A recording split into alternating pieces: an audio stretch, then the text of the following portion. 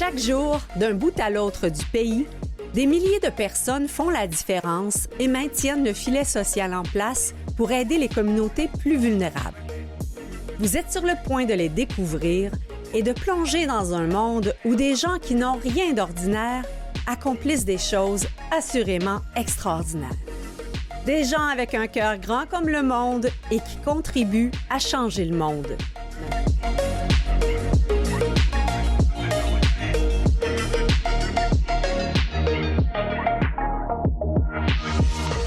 Bonjour à vous, chers auditeurs, chères auditrices. Cette semaine, encore une fois, ce sont deux femmes inspirantes que j'ai envie de vous présenter. Elles nous ont fait le bonheur d'être en studio à nouveau, donc nous rebaptiserons l'épisode Héroïnes anonymes. Elles sont arrivées en studio vêtues de couleurs inspirantes, de couleurs qui rendent de bonne humeur. Et je vous invite à tendre l'oreille, bien entendu, comme à chaque semaine, mais également à ouvrir le cœur parce que elles ont également en commun d'être des fondatrices. Donc, ce sont des femmes pour qui ce projet mijotait depuis un certain temps dans leur tête, dans leur cœur, et elles ont eu envie là, de donner naissance à ce projet. Elles ont également en commun d'être nées hors Québec. Rossana Bruzone de Montréal, la plus heureuse, était professeure à Milan, en Italie. Et Magali Boutin, fondatrice directrice générale de l'organisme Fréquence, a été adoptée en Haïti et est arrivée au Lac-Saint-Jean avec sa sœur jumelle dans la famille Boutin. Et ce sont des femmes qui incarnent de façon extraordinaire nos valeurs québécoises, donc des Québécoises plus que québécoises. La première invitée qui se joint à moi en studio est Magali Boutin, fondatrice et directrice générale de l'organisme Fréquence, qui veut faire rayonner les talents des jeunes de 12 à 21 ans issus des communautés noires du Québec. Une courte pause et Magali Boutin sera avec nous.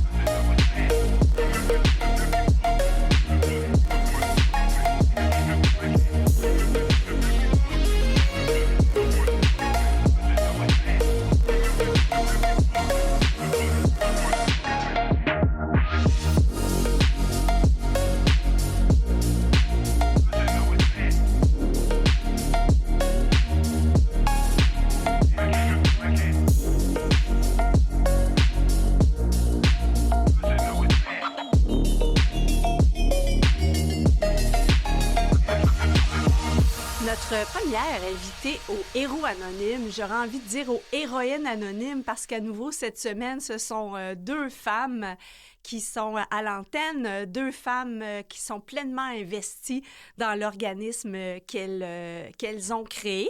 Et la première avec laquelle nous allons discuter aujourd'hui est Magali Boutin, fondatrice et directrice générale de l'organisme Fréquence, qui s'inscrit dans une belle histoire de vie. Et elle est devant moi, tout sourire et toute passion. Bonjour Magali. Bonjour Chantal, enchantée. Merci de nous recevoir. Je vous dis, elle me dit bonjour, elle se met les mains sur le cœur. C'est vous dire comment cet organisme-là lui porte à cœur et on va voir un peu aussi dans quoi ça s'inscrit, votre récit de vie.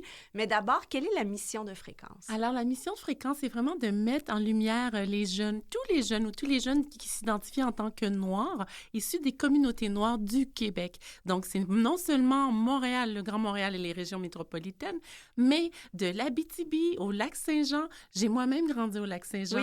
Il y a XX années, et on n'était pas très nombreuses, ma sœur jumelle et moi. Alors vraiment, lorsqu'on a fondé Fréquence, j'ai fondé Fréquence, dis-je, c'était vraiment très important de mettre en lumière tous les talents issus des communautés noires de 12 à 21 ans, donc les jeunes de l'âge secondaire qui ont des missions, des projets, jusqu'à l'âge universitaire, 21 ans. À niveau, notre mission est aussi non seulement de les mettre en lumière, mais de créer des ponts entre les entreprises pour leur offrir des stages, du mentorat ou des bourses. On a l'impression, ces derniers temps, que ce type d'organisme-là n'est plus nécessaire. Et vous allez sûrement m'expliquer pourquoi ça l'est encore et plus que jamais. Tout à fait. Si vous regardez justement les toutes dernières données en lien avec le taux de chômage au pays, au Canada et au Québec, on regarde les tranches tant d'âge que les tranches en termes de diversité ou communauté. Et même les jeunes, le taux de chômage est à 1 X% pour les jeunes d'une tranche d'âge spécifique. Et lorsqu'on ajoute la particularité des jeunes issus des communautés noires, ce taux augmente et double presque. Donc, même si double on dit... presque. Oui. Alors, je n'ai pas les chiffres devant moi, je pourrais vous les donner. Donc, on a peut-être un taux de chômage de 6,9 pour les jeunes. Et pour les jeunes issus des communautés noires, on tombe dans le 12, tout près.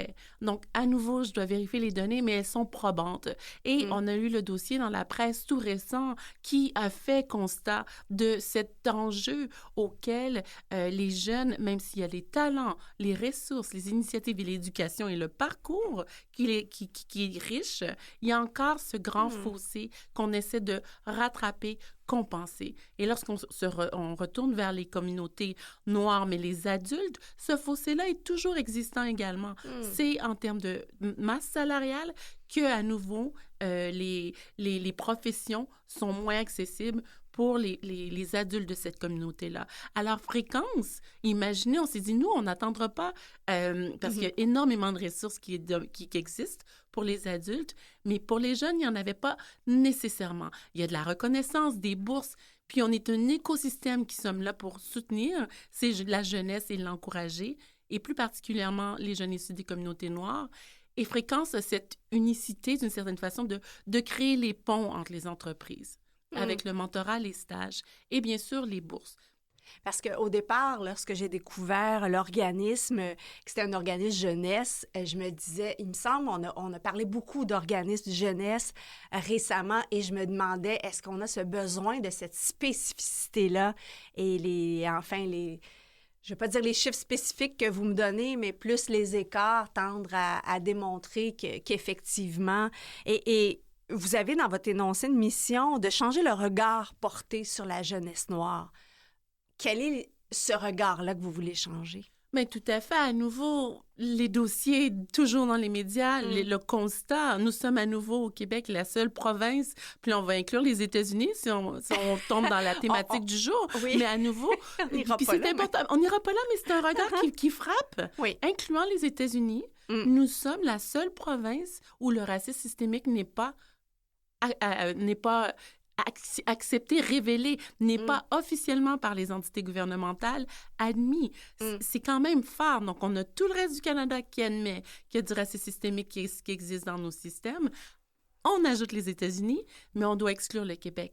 Donc, ça prend des organismes tels que Fréquence pour justement changer ce regard-là, pour enrayer le profilage, enrayer le choix d'engager un jeune de 15-16 ans, parce que c'est maintenant à cet âge que nos jeunes peuvent accéder au marché du travail. Donc, le choix, à nouveau, on veut qu'il soit équitable pour tous et que ces jeunes aient la même chance que tout autre jeune de notre société qui contribue avec leur talent, puis leur idée et leurs compétences. Cette discrimination-là demeure et on veut que ce regard change. Oui. Je n'ai même pas besoin de rentrer dans les exemples.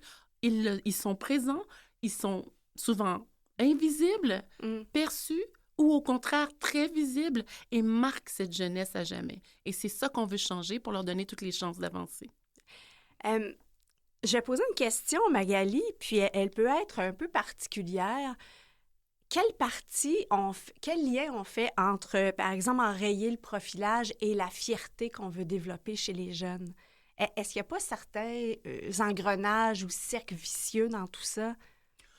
Non, moi, je ne vois pas de corrélation, mais justement, des jeunes qui sont fiers, sont confiants, lorsqu'ils vont se faire aborder par une force de l'ordre et avec aucune raison, ils vont avoir tous les moyens de répondre et ne pas rentrer dans justement des engrenages qui mettent tant les policiers que les jeunes dans des situations conflictuelles où des fois, les deux parties sont marquées. Alors, cette fierté-là, elle est très large. Mais une fierté, c'est avoir tous les moyens, les outils, l'armure même possible pour tout de suite dire « Monsieur, est-ce que vous avez tous les motifs nécessaires? » Et à nouveau, même la Cour supérieure l'a mentionné. Donc, la fierté est le plus beau des boucliers et c'est bâtir cette confiance-là parce qu'à nouveau, le parcours des jeunes d'aujourd'hui, il y a des jeunes qui sont nés ici, des jeunes de X génération, des jeunes adoptés et ils n'ont pas tous nécessairement le même bagage ou la même éducation qui leur fait réagir devant des injustices telles le profilage. Bien, c'est un peu ce que je voulais emmener, que la question de la fierté fait en sorte qu'on est en mesure de un peu justement, s'il n'y avait pas ce double standard-là, de simplement dire il doit y avoir une erreur, pouvez-vous vérifier tel autre, et pas entrer dans un sentiment qui ouvrirait la porte à de la victimisation, puis à nouveau à automatiquement accepter des choses qui sont inacceptables en 2025 et même avant. Oui. Merci de poser la question, parce que c'est important de l'expliquer et d'aider à l'auditoire et la société de comprendre que c'est une injustice qui dure depuis trop longtemps. Parce que ça peut être difficile, justement, pour une personne blanche qui n'a jamais connu cette situation-là et qui va simplement dire « je pense qu'il y a une erreur » et qui va amener le discours sur les faits, tout simplement. Et c'est ce que ça devrait être. Point. Exactement. Mais un jeune qui marche dans son quartier et qui s'en va à la maison, il n'y a aucun motif de l'arrêter de lui poser les questions. Ou encore, tout récemment, des jeunes qui sortent d'un spectacle de musique et le musicien même se fait demander ses pièces d'identité. Aucune raison. Je vous écoute, puis je sais que ça arrive, mais c'est dur à croire. Parce que et bon, je sais que vous développez beaucoup la notion de réseautage, de partenariat. Donc, j'imagine qu'en plus de travailler sur la fierté, vous travaillez évidemment, comme on le disait, sur le regard. Donc, j'imagine que vous avez eu des rencontres, notamment avec les corps policiers, pour voir un peu s'ils estimaient que ça change sur le terrain, justement, ces perceptions-là, ces biais-là, même parfois inconscients. Bien, à nouveau, Fréquence, notre champ d'action se concentre principalement sur les jeunes, sur les activités, sur le mentorat, les stages. On n'a pas rejoint nécessairement les corps policiers. On les a invités à se joindre à l'événement, à l'initiative. Décliné en 2024, on verra pour cette année, c'est le 14 juin. Alors, l'invitation est là. Oui. Mais bien sûr, on sent l'intérêt. On a l'appui des instances provinciales, fédérales. Donc, on sait qu'on a la société qui veut justement célébrer. Puis célébrer, c'est également outiller. Donc, oui, les ponts se font avec les entreprises. On a un partenaire tel WSP qui est à la 2e année renouvelé son partenariat parce que, justement, une firme d'ingénierie est reconnue avec des expertises à travers le monde, mais également à travers nos régions au Québec.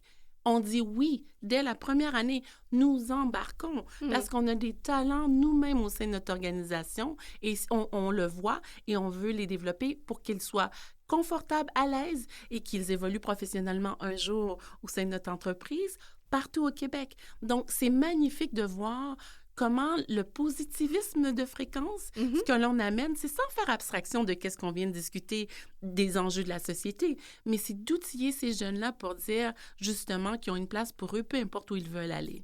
Vous avez nommé la date du 14 juin, donc il y a cet événement-là qui remet 10 prix là, dans 10 catégories différentes qui sont assorties d'une remise de bourse. Oui. Donc, parlez-nous un peu de l'événement, comment ça s'est né. Bien, tout à fait. Bien, l'événement, à nouveau, on parlait un peu tout à l'heure parce que j'aime tellement la thématique de l'émission. Premièrement, moi, je suis mère de 4 enfants. Eh oui, je lui ai dit hors d'onde, je peux pas croire qu'elle est mère de 4 enfants. Oui. Une belle femme tellement vivifiante. Écoutez, faudrait que je lui demande vos secrets. Mais c'est les enfants, ils nous tiennent tellement occupés, ils donnent de l'énergie. Puis c'est cette fierté-là qui nous permet, nous, en tant que parents, de dire « Wow, ce qu'on met au monde, ce qu'on crée, on veut contribuer à la société. » Et dans nos parcours, puis même en participant dans les activités de nos enfants, on a vu que ce n'était pas nécessairement toutes les mêmes familles qui avaient le cercle nécessaire pour amener l'enfant au niveau ou dans l'activité qu'ils veulent, que ce soit les responsabilités parentales, les chiffres pour le travail. Donc, je voyais que de plus en plus, si tu n'as pas un écosystème autour de toi, peu importe la communauté à laquelle tu appartiens, c'est difficile d'avancer et de créer cette fierté, ce sentiment que tout est possible pour un jeune. Particulièrement dans le sport, entre autres, où les équipements sont très dispendieux, les frais de participation et autres. Donc, c'est sûr que les bourses peuvent aider. Exactement. Et c'est là que, moi, j'en avais 3 au hockey, une dans le compatis. Là, maintenant, c'est 2 basketballs, 2 au hockey. Je voyais tout ça et à nouveau, il y a eu malheureusement un drame avec le meilleur ami de mon fils où on a eu avec le Canadien, des organismes de Hockey Québec et tout, à lever des fonds pour amener ce jeune homme-là à la fin d'un parcours universitaire et de secondaire à universitaire, à lever des fonds et à lui de réaliser son rêve d'être même recruté dans une université américaine et de jouer pour l'Armada, ainsi de suite, ainsi de suite. Et on a vu qu'une communauté peut soutenir un jeune financièrement, psychologiquement et avec aussi l'amour et de créer ce sentiment que de tout est possible. Une fois qu'on a fait ça, bien, le temps, les jours ont passé et c'est là que Fréquence est née. On le fait pour un, on peut le faire pour plusieurs. Et c'est non seulement dans le sport, c'est là aussi qu'il est important de mettre 10 catégories pour Fréquence. Le sport, la bienveillance. Bienveillance, c'est toute action contre le racisme, aider son prochain, ainsi de suite. Choses qui sont enseignées dans nos écoles au Québec. Le bénévolat, la culture, les arts, l'entrepreneuriat. Donc, et aussi les ondes régionales, pour revenir à ce dont on parlait. Puis la persévérance scolaire, qui est au cœur de tout épanouissement des jeunes. Oui, parce que lorsqu'on demeure à l'école, ben on réussit à se créer des conditions qui permettent ensuite de s'épanouir. Magali, on fait une courte pause et on revient tout de suite après pour élaborer davantage sur les activités de Fréquence et parler de votre parcours. Oui, puis on vous parle du gala, merci. Oui, bien sûr.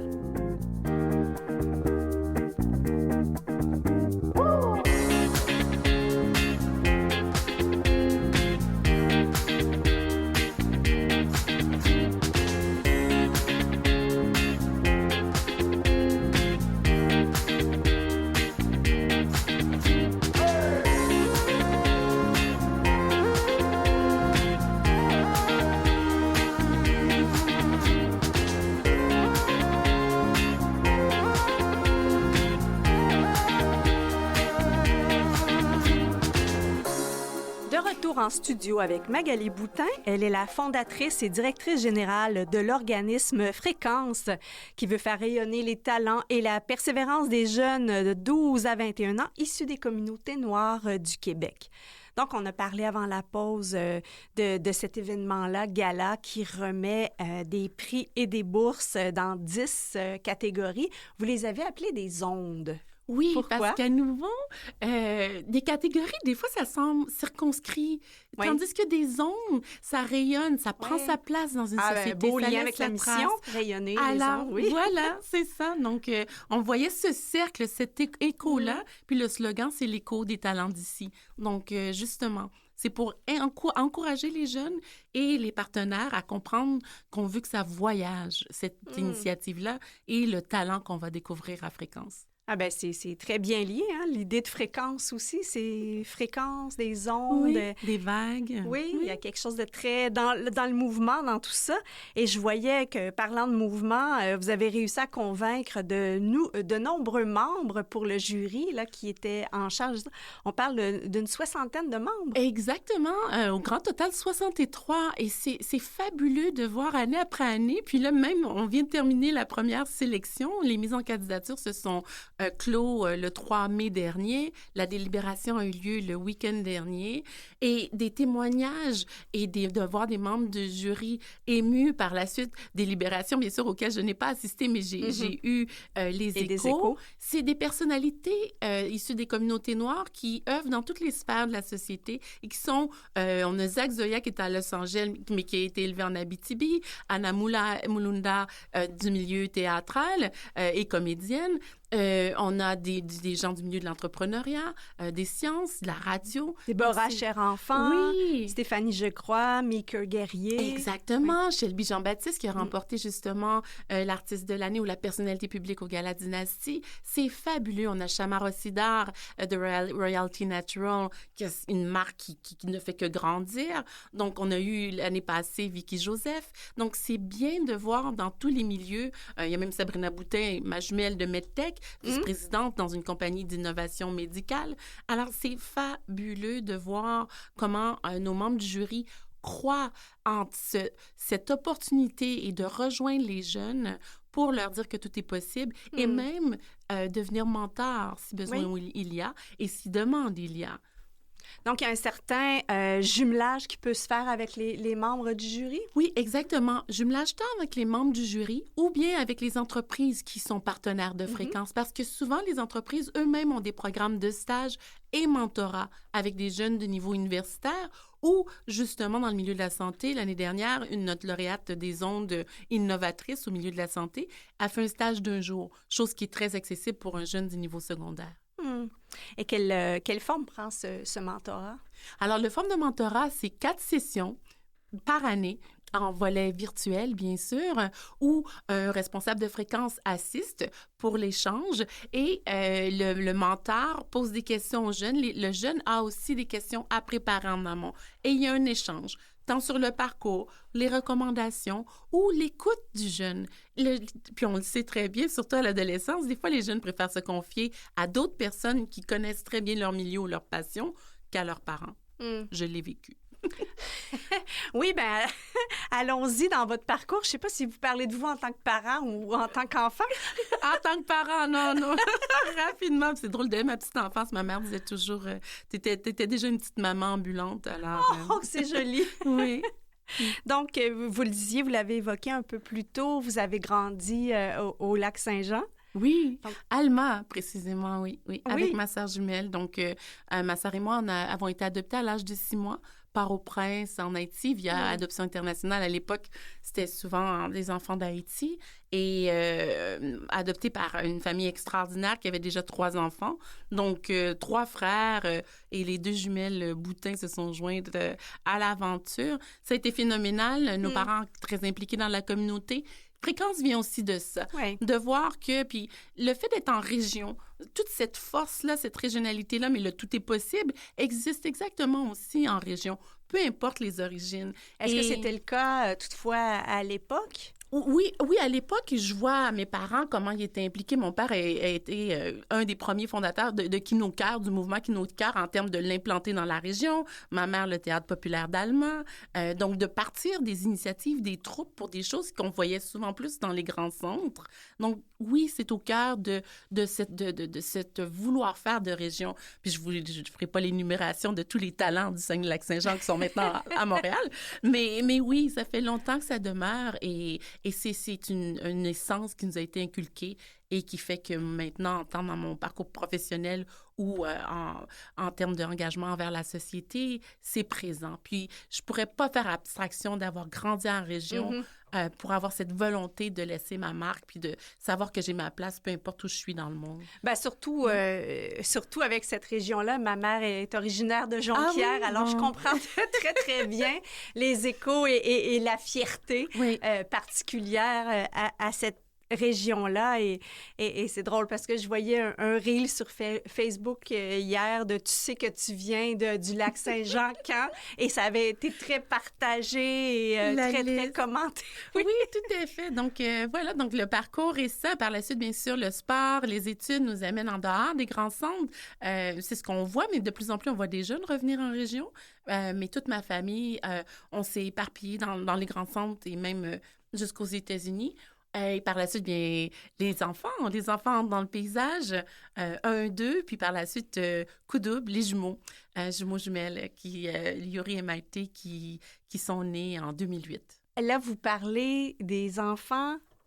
Des miens. Vous êtes une grand-mère. Non, de mes enfants. Je parle de mes enfants, moi. Oui. Donc, une fois que j'ai quitté la région, okay. Par la suite, mes études, excusez. Là, j'étais vraiment... Non, je suis pas encore prête à ça, mais j'en ai un de 21 ans, mais je pense qu'il est mieux de finir ses études avant.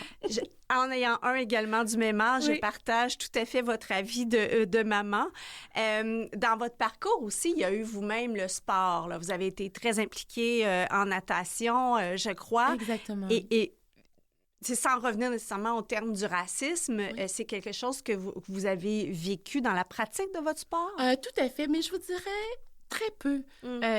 Mes parents ont été brillants.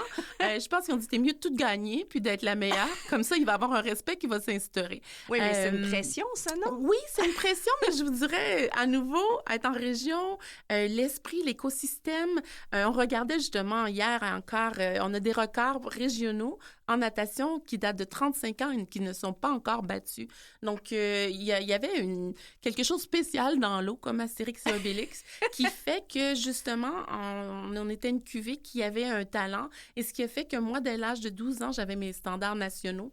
Alors, j'ai été appelée à nager dans les grands centres et faire des compétitions nationales et internationales très jeune. Ce qui a fait qu'à la fin de mon secondaire 4, j'ai été appelée à nager à l'Université Laval pour l'Université Laval. Donc, j'ai commencé mon parcours là, déjà jusqu'à ce que je débute mes études universitaires avec l'Université Laval, capitaine de l'équipe du Québec de natation à 4 reprises. Et ça, c'est les jeunes qui choisissent, et à nouveau, les standards, les temps, athlètes identifiés à l'époque par le ministère des Sports. Ça crée comme une protection aussi. Mais oui, dans les grandes compétitions, il y a eu des injustices, il y a eu des commentaires racistes. Il y a une coquille, mais je dirais toujours que la médaille au cou permet de fermer le clapet à des jeunes qui ne comprennent pas c'est quoi blesser un athlète qui se concentre juste pour faire le sport auquel tout le monde a droit d'accéder. Mais encore à nouveau, on l'a vu aux Jeux de Paris, c'était la première fois qu'un Liendo, un nageur noir canadien, remportait une médaille pour le pays. Donc, on est en 2025 et ça fait plus de 20 ans que j'ai arrêté de nager. Donc, et encore, il se démarque dans la piscine. Magali, qu'est-ce qu'on peut souhaiter à Fréquence? Une longue vie. Une longue vie et que Fréquence grandisse doucement pour que la mission soit bien comprise. Ah, quelle belle nuance. Vous savez que c'est la première fois qu'on nous dit ça. Merci. J'aime bien. Oui. Mais parce qu'il y a des éclats, il y a des événements, il y a des wow, mais on sait que c'est difficile porter et soutenir des OBNL. Donc, cette continuité et de ne pas être tenté de faire les choses trop grosses ou trop rapidement, mais que ça soit bien compris pour que le soutien demeure. Et on invite, excusez-moi, nos auditeurs donc à ce gala qui a lieu à quel endroit? Au musée McCord Stewart cette année. Donc, on a un partenaire exceptionnel. L'événement va se tenir dans le musée et également dans la ruelle, juste à côté, la ruelle qui appartient au musée entre Président Kennedy et Sherbrooke. On a des animateurs qui vont être révélés très bientôt et déjà avec plus de 120 candidatures, 30 finalistes dans 10 catégories. C'est fabuleux. Puis on a des belles personnalités publiques et artistiques qui vont venir faire des prestations. Donc, 14 juin, on invite nos auditeurs à visiter votre site Internet de Fréquence. Merci beaucoup, Magali Boutin, d'avoir été avec nous. Un plaisir sur fréquencequebec.com. Merci. Vous écoutez Les Héros Anonymes avec Chantal Doré. De retour en studio pour ce deuxième bloc des héros anonymes et j'ai rebaptisé les héroïnes anonymes aujourd'hui parce que ce sont deux femmes et elle est débarquée dans le studio vêtue de rose avec des paillettes et un sourire, ma foi, craquant et en plus des biscuits bonheur. Alors que voulez-vous, c'est l'effervescence en studio en ce moment. Alors, on accueille Rossana Bruzone. Elle a fondé un organisme qui s'appelle Montréal la plus heureuse. Et vraiment, si on avait voulu désigner une fondatrice idéale, ben ce serait vous parce que faut que vous nous expliquiez d'où vous vient cette tendance au bonheur. Bonjour, Rossana. Bonjour, merci de m'avoir invitée. Mais alors, en effet, ça vient de loin. Je pense ma grand-mère était une optimiste de nature. Ah, les grand-mères. Elle joue un rôle. Ma grand-mère aussi a été très importante. Oui, tout à fait. Donc, c'était une optimiste. Comment s'appelait-elle? Rosetta, comme la rose. Oui. La petite rose. Et chaque fois que je vais de bleu, de l'âme dans l'adolescence, elle me disait toujours que tout allait pour le mieux et que j'allais aller toujours plus haut. Alors, elle c'était ça. Donc, quand j'étais down, elle me disait ça. Mais je pense que ça vient aussi de mon travail parce que quand j'étais en Italie, j'étais professeure d'italien. Et donc, j'avais beaucoup d'heures avec mes élèves. Et j'étais persuadée que la mission d'un professeur est aussi d'aider ses élèves à devenir plus heureux, à développer une attitude. Parce que, en effet, quand on a beaucoup d'heures à vivre avec des jeunes, on a aussi la possibilité de les conditionner en positif, de les aider à développer de nouvelles habitudes. Alors, j'avais acheté un cahier, je l'avais appelé le cahier des événements chanceux. Oh, mais que c'est beau! Le cahier des événements chanceux. Et qu'est-ce que c'est? Tout le monde pouvait écrire? Ou... Oui, tout le monde. Puis c'était un espace vraiment sans notes, sans jugement, sans faute. Ils étaient vraiment libres. Et puis le vendredi, on partageait. Et le partage avait vraiment un effet magique parce que quand on partage une joie, puis on la revit, ça se multiplie. C'est contagieux. C'est contagieux. Puis c'était toujours des choses accessibles. Parce que normalement, ce qui nous rend heureux, ce n'est pas de gagner au loto. Là, c'est de l'illusion. La joie, c'est vraiment les rencontres, les surprises. Les biscuits. Les biscuits, exact. Et donc, c'est ça. Le vendredi, on partageait, puis je voyais les effets positifs même sur les élèves qui étaient plus anxieux, etc. Et donc, quand je suis venue ici à Montréal, j'ai proposé l'écriture optimiste dans des résidences pour personnes âgées, des centres culturels. L'écriture optimiste. Optimiste. Est-ce que c'est un terme que vous avez inventé? Oui. Oui. Oui, parce que c'est pas écriture positive tout court. Et c'est optimiste dans le sens où ça vise à prendre le mieux de ce que nous vivons.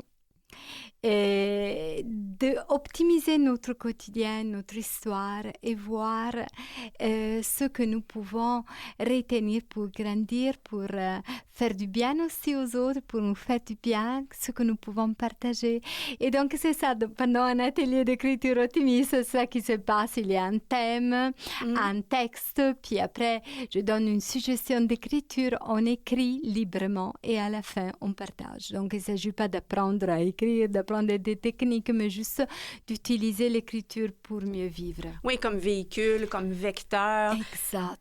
Quoi de souvenirs heureux qui émergent? Des souvenirs heureux, puis aussi de petites expériences qu'on vit au quotidien et qui peuvent nous faire sentir bien et faire en sorte qu'on donne un sens à notre vie. Même faire un sourire à un inconnu peut donner le sens à une vie. Ben, on va parler évidemment là, du Festival du bonheur de l'organisme Montréal la plus heureuse. Mais juste pour compléter un petit peu ce bout-là, vous me faites réfléchir que la notion de bonheur telle qu'on l'enseigne ou qu'on la lit ou qu'on la voit est souvent reliée à l'atteinte de grands rêves ou de grands projets, alors que ce que je comprends dans votre vision, c'est de cultiver les petits moments quotidiens et de réussir à les transformer en petites joies. Exact, de les reconnaître. Parce que des fois, le problème, c'est pas qu'on vit pas la joie, mais c'est qu'on ne la reconnaît pas. Donc, en pensant qu'on doit atteindre un objectif, dans mon expérience, quand je suis arrivée, avant d'obtenir la résidence permanente, ou même mon premier permis de travail, et si j'avais raté toutes les joies que je vivais juste parce que je devais absolument arriver à mon objectif, j'aurais raté tellement d'occasions de bonheur à Montréal. Donc, Et là, vous vous êtes dit, moi, j'ai tellement de bonheur, je dois partager ça avec les Montréalais. Comment c'est né tout ça, Rosanna? Alors, l'idée de Montréal la plus heureuse, en effet, est née parce que j'étais dans un espace de coworking. Oui.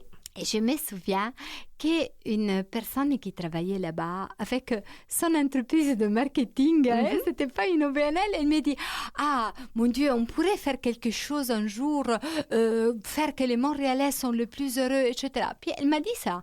Puis après, on n'en a plus parlé. Mais ça avait semé quelque chose. Ça avait semé quelque chose.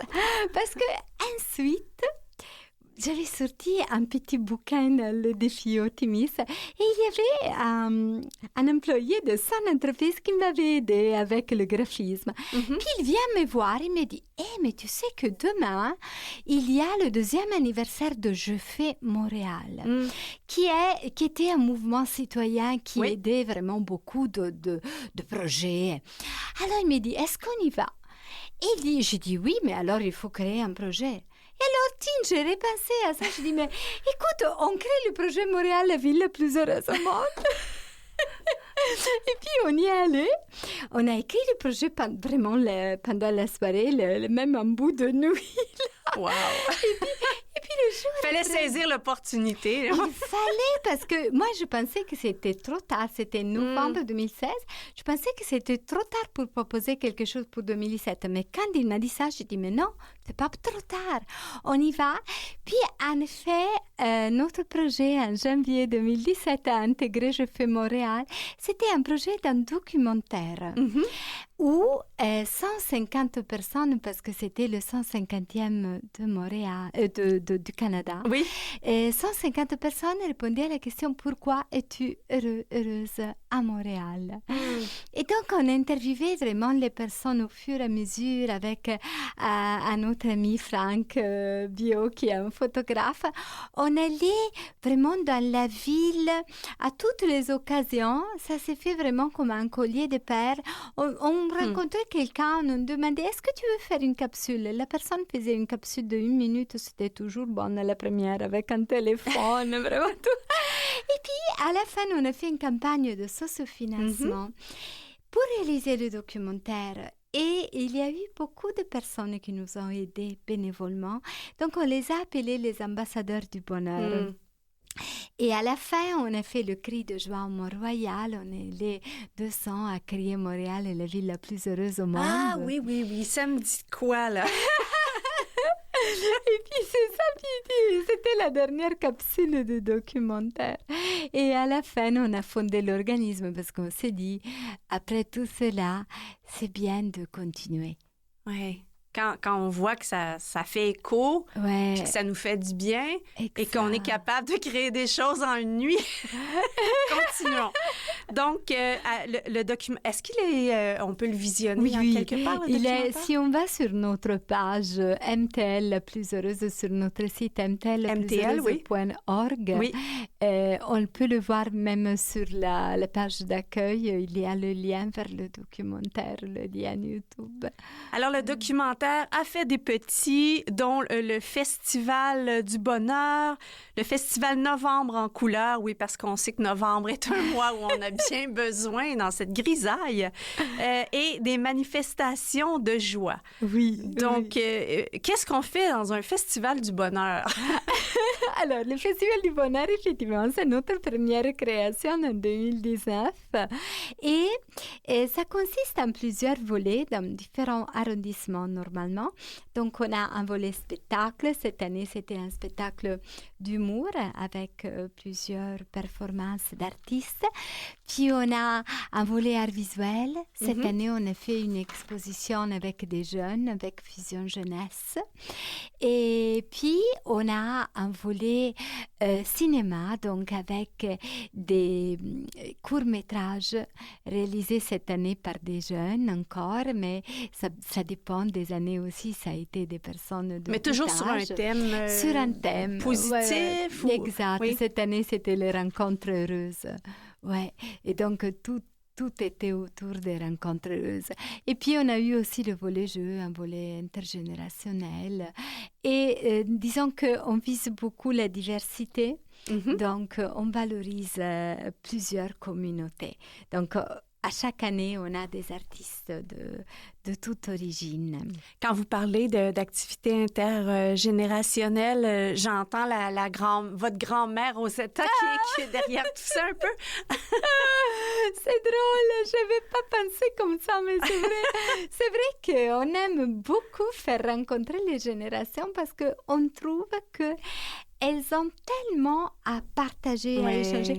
Cette année, par exemple, le volet jeu a été créé par des aînés avec la collaboration de quelques jeunes. Et ça a été vraiment une tournée du bonheur avec plusieurs moments différents. Et on voit très bien que les échanges se font facilement, très naturellement. Ouais. Et maintenant, on est en train de faire d'ailleurs un projet avec les personnes aînées. Et qui s'appelle Le bonheur haut en couleur. Dans 8 arrondissements, on fait des ateliers d'expression artistique finalisés à la création d'un zine, donc un livre d'artistes. D'accord. Qui sera présenté lors du Festival du Bonheur 2026. Donc, on vient tout juste de vivre en mars le Festival du Bonheur, donc une réédition l'année prochaine. Et la version spécifique au mois de novembre, qu'est-ce qui se passe? Ah, novembre, ça va être la 4e édition. Parce que Novembre en couleur, en effet, c'est une série de manifestations de joie dans différents arrondissements. Donc, c'est quoi une manifestation de joie? Il y a un atelier de création de pancartes, comme si c'était une vraie manifestation, mais des pancartes pour exprimer la joie. Puis, on a une déambulation joyeuse en musique avec une fanfare ou des musiciens quand même. Et à la fin, on a un atelier interactif ou une performance. Et on est à l'extérieur, mais on est aussi dans des bibliothèques. Donc, c'est un peu révolutionnaire quand même dans une bibliothèque d'avoir de la musique, d'avoir de la déambulation. Ben, oui, parce que souvent, on entend bibliothèque, bibliothécaire et le fameux tch-tch. Exact. Mais là, par exemple, ben nous... Comment vous les avez convaincus? Ça a été facile. Oui. C'est incroyable, dans le sens que quand il y a la prédisposition, c'est facile. On n'a pas besoin de mettre beaucoup d'énergie. La bibliothèque Mordecai Richler, c'est une bibliothèque qui accueille, par exemple, les ateliers d'écriture optimiste depuis longtemps. Ah oui, on connaissait déjà. On connaissait déjà tout l'écho positif que vous pouvez apporter. Puis aussi, même le Centre Mémoire Montréalaise. Aussi, là, l'année passée, on a fait la première manifestation de joie là-bas. Puis on est allé sur l'esplanade tranquille, déambuler, et on est revenu au même. La bibliothèque de Saint-Laurent aussi a adhéré. Donc, la bibliothèque de Saint-Laurent a été partenaire aussi pour cette 6e édition du Festival du Bonheur. Donc, oui, il y a beaucoup de réceptivité, puis aussi de voir les personnes...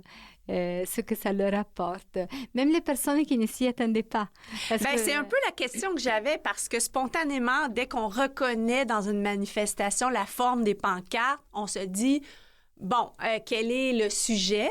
Et là, j'imagine qu'il y a une surprise. Vous devez constater dans les yeux des gens qui vous voient déambuler une surprise de dire, mais qu'est-ce que c'est? Oui. Quelle est la cause? C'est vrai. Les gens, cette année, par exemple, il y a des gens qui se sont unis à nous parce que c'était comme, ils ont dit, waouh, je veux participer. Qu'est-ce que c'est? C'est juste de la joie? OK, je viens. Et puis après, certains sont même devenus bénévoles, sont même devenus ambassadeurs du bonheur. On a fait aussi une expression de joie du temps des fêtes avec la même formule et c'était la même chose. Ce qu'on a vu, c'était l'impact sur les personnes. On essaye toujours de toucher des moments de transition ou des moments qui peuvent être difficiles à vivre. Oui, parce qu'on le sait, que ce soit pour un immigrant ou pour une personne qui est en deuil d'un parent, d'un conjoint, ce sont des moments qui font surgir des souvenirs et souvent, malheureusement, c'est des souvenirs négatifs qui émergent d'abord. Oui, puis aussi pendant cette période comme le temps des fêtes ou le mois de novembre ou le mois de mars où on est un peu fatigué après l'hiver, etc. C'est toujours des moments un peu cernières. Cette année, on va faire même une manifestation de joie de la rentrée. Le 6 septembre, c'est financé par l'arrondissement du plateau Mont-Royal. De la rentrée. Oui, de la rentrée, c'est ça, le 6. Donc on s'est dit... Je ne sais pas si on va avoir le temps d'y aller avec tous les achats scolaires et l'étiquetage, mais bon. Rosanna, je vous propose une courte pause. Oui. On revient tout de suite après Bien pour sûr. parler de Montréal la plus heureuse, votre œuvre.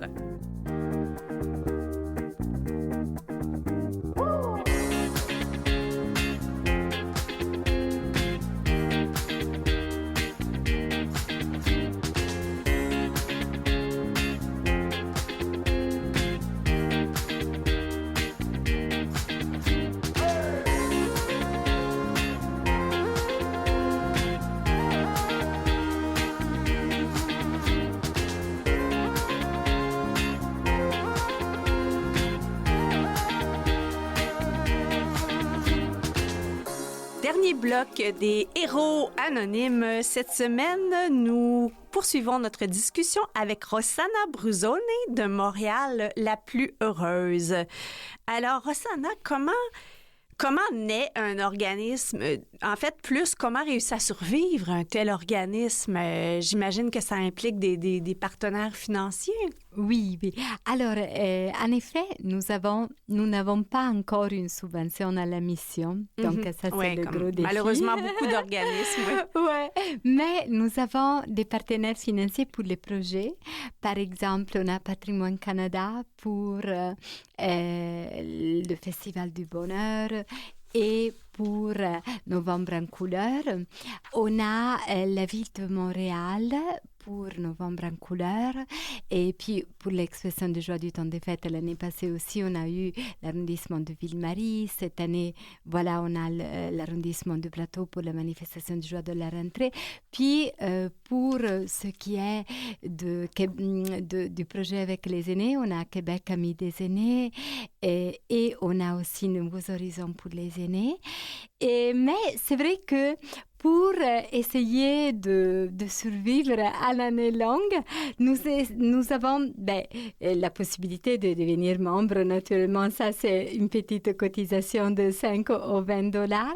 Mm-hmm. Et maintenant, on a une vente de biscuits bonheur. Oui, on voit la boîte. On en a reçu en studio. On a très hâte de les déguster. Oui, alors notre partenaire à l'essentiel, c'est notre traiteur qui les a offerts cette année pendant notre Festival du Bonheur et nous devons dire qu'ils ont eu beaucoup de succès parce que c'est un partenaire magnifique qui fait vraiment des pâtisseries avec des ingrédients santé. Là, c'est de l'avoine, du chocolat ou la variante l'abricot. Puis après, on a du sirop d'érable. Donc, c'est vraiment très, très bon, très santé, etc. Alors, nous encourageons vraiment à aller sur notre site. On a le lien pour les acheter. Ou, donc, notre site, c'est mtlplusheureuse.org. Ou alors, la pâtisserie s'appelle À l'essentiel. Et donc, là aussi, vous pouvez aller pour aller directement. Et disons que nous encourageons non seulement les organismes communautaires qui, des fois, font des activités, ont envie d'offrir quelque chose, aussi les particuliers. Peut-être que pour la fête des mères, si vous allez les voir, il y a encore la possibilité dernière minute d'acheter quelque chose. Ou alors les entreprises, si vous voulez faire vraiment un cadeau original et santé, une gâterie très, très délicieuse à vos employés, voilà. Le message est lancé à nos auditeurs. Donc, on parlait un peu tout à l'heure du projet avec les personnes aînées. Certaines sont devenues des ambassadeurs, des ambassadrices du bonheur. Qu'est-ce qui vous a surpris dans ces ateliers-là? Alors, c'est tellement beau de les voir créer et prendre des décisions. Parce que ce qui est intéressant dans ce projet, c'est qu'on fait aussi des réunions de coordination avec les aînés. Donc, ils ne sont pas obligés de venir tous, mais il y a quand même un noyau pour chaque groupe qui vient prendre les décisions, être porte-parole des autres aussi, dans le choix des thématiques, dans le choix des médiums artistiques, parce qu'il y a toutes sortes, la sérigraphie, la peinture, le collage, toutes sortes, et donc toutes sortes d'artistes aussi. Et c'est très intéressant de voir ça. Non seulement le bien-être dans la création, mais la participation à la prise de décision qui, selon nous, est très importante. Ouais. Quand on parle de prise de décision, vous voulez dire dans... Oui, dans la création, parce que c'est quelque chose qu'on construit ensemble. Donc, c'est pas, on n'arrive pas en disant, alors on va faire ces ateliers avec ces thématiques et avec ces médiums, mais on va dire, on va créer ensemble. Quel est votre rêve? Quel est le médium que vous aimeriez? Il n'y a pas de limite. Si à la fin on ne pourra pas, on trouvera une solution, un compromis, mais essayez vraiment de donner vie à tous vos rêves. Et donc, ça, je trouve c'est beau. C'est beau parce que ce n'est pas juste des bénéficiaires, mais c'est des co-créateurs. Ouais. Et quel type de rêve s'exprime? Parce que je sais que vous êtes impliqué auprès des jeunes. Quel type de rêve s'observe chez les jeunes versus les personnes âgées? Parce que, comme on le mentionnait tout à l'heure, on a comme l'impression que être heureux, c'est d'avoir réalisé des grands rêves dans la vie. Alors que lorsqu'on est jeune, on a du temps pour tout ça. Plus le temps avance, plus il y a peut-être un sentiment que c'est maintenant qu'on doit faire les choses, mais peut-être aussi de revisiter nos rêves en quelque chose de plus simple et, comme vous le disiez, de reconnaître que ce sont des joies. Oui, mais c'est intéressant cette question parce qu'en effet, quand on a fait les rencontres heureuses autour d'une boîte cette année dans le cadre du Festival du Bonheur. Autour d'une boîte. Autour d'une boîte. Donc là, on parle vraiment de... comme la boîte des biscuits devant moi. Exact. Oui. Parce que Fusion Jeunesse a vraiment un programme d'art visuel avec les jeunes. Donc, on a fait ça avec eux. Ils ont fait des ateliers. Et les jeunes dans les écoles secondaires créaient des petites boîtes et dessinaient ou écrivaient ce qui les faisait sentir bien, ce qui était leur bonheur.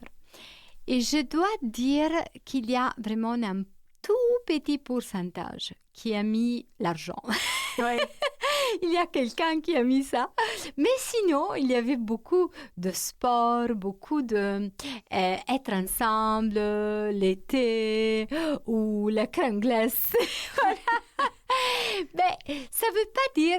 C'est très important de voir des rêves, mais aussi de reconnaître que pendant qu'on les poursuit, on peut être bien, qu'on ne doit pas juste courir vers le rêve et oublier tout le reste. Ça me fait plaisir de le voir auprès des jeunes aussi. Et on parlait tout à l'heure de manifestation, de déambulation, qu'à la limite, la joie peut être révolutionnaire. Et je me disais, ça détonne parce que ces temps-ci, dans l'épisode, en fait, dans l'univers médiatique, c'est plutôt tendu. Les nouvelles qu'on entend sont plutôt... on parle très, très peu de la joie et à la limite, la joie pourrait être perçue comme... Comment peut-on être joyeux et heureux quand ça va si mal? Comme, à la limite, même comme même certaines personnes vont dire soit qu'on manque de responsabilité d'être joyeuse, de dire, ben voyons, ça va si mal et là, vous êtes là à nous étaler votre bonheur en plein visage. Comment on juxtapose ces deux tendances? Moi, je crois que notre pouvoir, alors on n'a pas de pouvoir direct sur les grandes décisions qui sont prises. Les cataclysmes. Etc. Exact. Mais notre pouvoir, le pouvoir que chacun de nous a, même les personnes qui n'ont pas un statut, qui sont de conditions sociales qui sont pas vraiment dans le bien-être, précaires, etc. Et c'est vraiment dans le bonheur de proximité. Le bonheur de proximité. Oui, c'est... Donc, c'est le que- bonheur accessible et autour de nous. Hein. Accessible, exactement. Qu'est-ce que nous pouvons faire? Nous pouvons faire du bien aux autres avec un bonjour, avec un Oui. sourire. Donc, on se fait du bien, mais on fait du bien aux autres. Dans ce sens-là, ce n'est pas égoïste vis-à-vis de ce qui va mal, mais c'est au contraire une façon de nous permettre de nous faire du bien réciproquement. Donc, c'est ça le sens de la manifestation de joie. Hein? C'est une expression pour faire du bien aux autres et pour faire en sorte qu'on se sente collectivement mieux. Et en se sentant collectivement mieux, on peut changer les choses. Oui, il se développe un mouvement, puis ça diminue l'impuissance que parfois on ressent. Rossana, merci pour cette belle effervescence, tout ce rose que je vois dans votre chandail, dans vos yeux et votre sourire. Donc, si on veut en savoir davantage, Montréal, la plus heureuse, voilà, on donne rendez-vous à nos auditeurs et d'acheter les fameux biscuits bonheur que je m'apprête à déguster. J'en profite pour dire merci à notre heureuse équipe et joyeuse équipe. Catherine Bourderon, Mathieu Tessier, Jean-Sébastien Laliberté, Chantal Doré au micro. Je vous invite à découvrir tous nos épisodes sur nos plateformes de balado-diffusion et je vous dis à très bientôt.